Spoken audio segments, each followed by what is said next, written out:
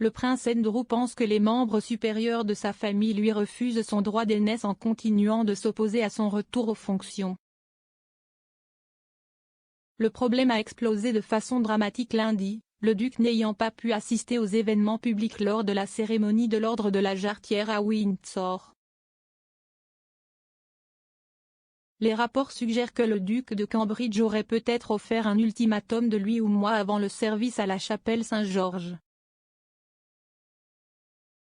Il pense qu'il a maintenant passé suffisamment de temps loin des projecteurs à la suite de la fureur autour de son amitié avec Jeffrey Epstein et de son paiement à Virginia Giffre. Mais malgré le soutien dans ses ambitions de sa mère la reine, Andrew a dû s'éloigner du regard du public lundi. Il devait initialement comparaître, mais après des discussions entre les membres âgés de la famille, il a été décidé qu'il serait préférable de limiter sa participation au déjeuner privé et à la cérémonie à l'intérieur du château. Les rapports suggèrent que le duc de Cambridge aurait peut-être offert un ultimatum de 8 mois avant le service à la chapelle Saint-Georges. Une décision familiale a alors été prise pour protéger le duc du regard public. Une source royale a déclaré « William n'a pas compris qu'avec la monarchie héréditaire, vous êtes soit solidaires, soit suspendus séparément. » Ils ont déclaré que la reine et l'archevêque de Canterbury étaient conscients de la nécessité de maintenir Andrew impliqué en tant que membre de la famille travaillant, mais que d'autres membres de la famille royale ne sont pas d'accord. On pense que le duc a contesté l'interdiction de la cérémonie de la Jarretière de lundi, mais en vain. Une source proche du duc a insisté sur le fait que c'était sa propre décision personnelle de ne pas apparaître en public.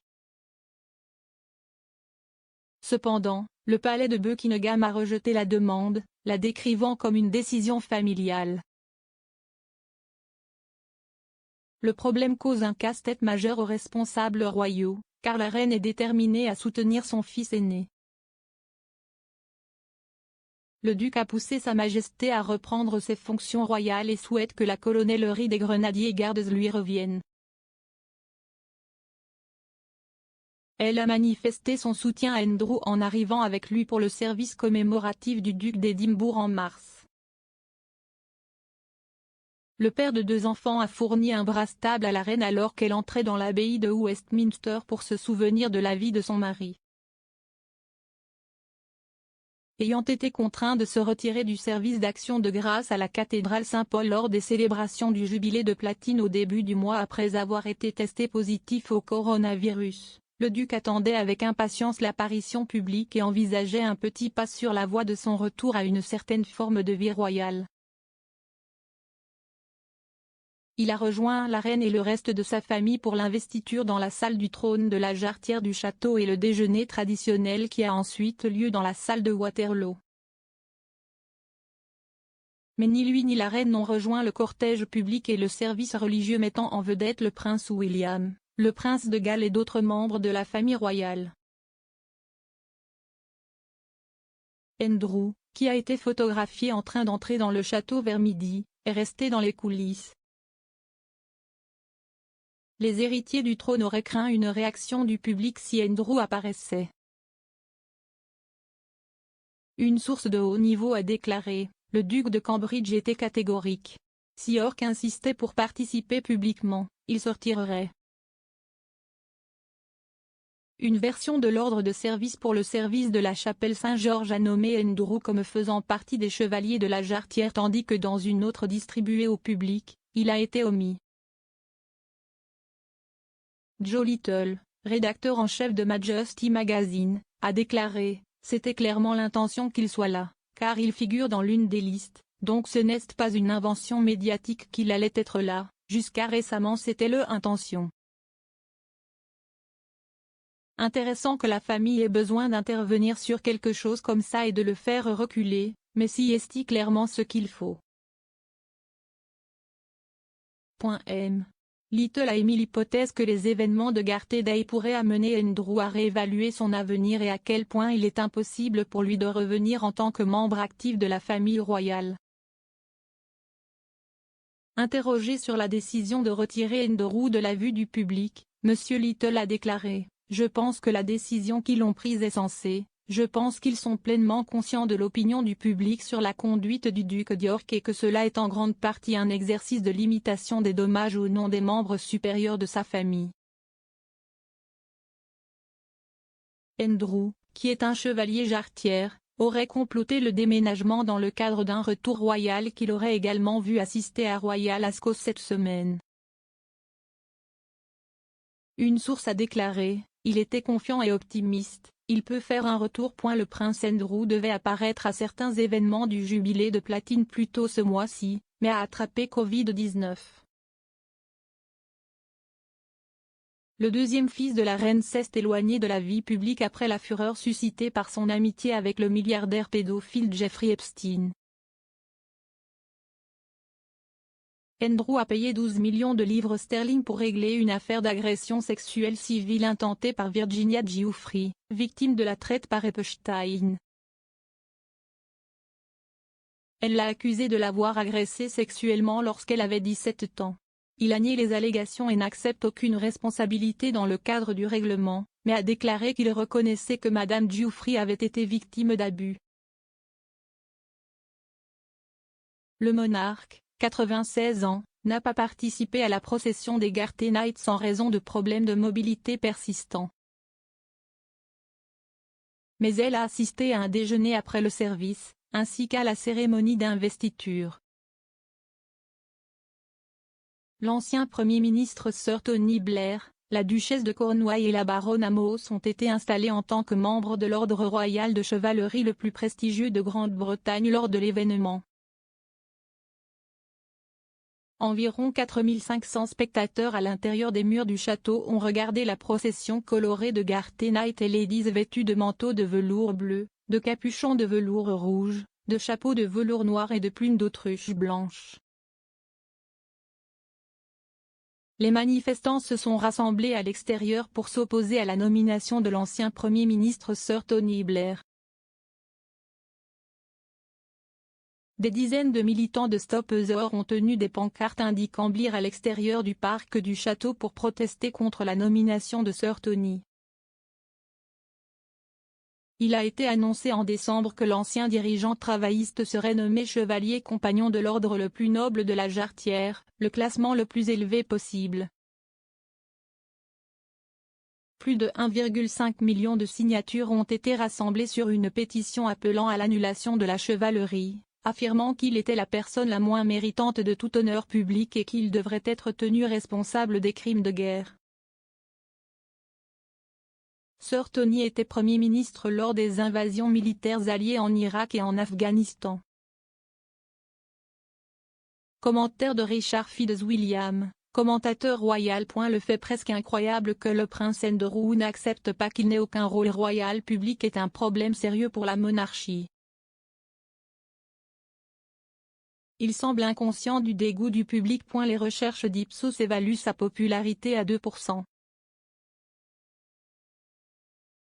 En fait, il est un embarras national depuis 2011, lorsqu'il a renoncé à son rôle d'envoyé commercial du Royaume-Uni en raison de son amitié avec le défunt délinquant sexuel Jeffrey Epstein. Il est devenu un paria international après son entretien avec Emily Maitlis de la BBC, qui a été une catastrophe aux proportions krakatènes. La décision familiale qui l'a interdit de participer aujourd'hui à la procession publique lors de la cérémonie de l'ordre de la jarretière a éclipsé cet événement royal clé. Un plaidoyer mal avisé de l'archevêque de Canterbury en son nom a récemment suscité la dérision. Il est parfaitement vrai qu'il a nié avec véhémence les accusations portées contre lui et n'a été reconnu coupable d'aucun crime.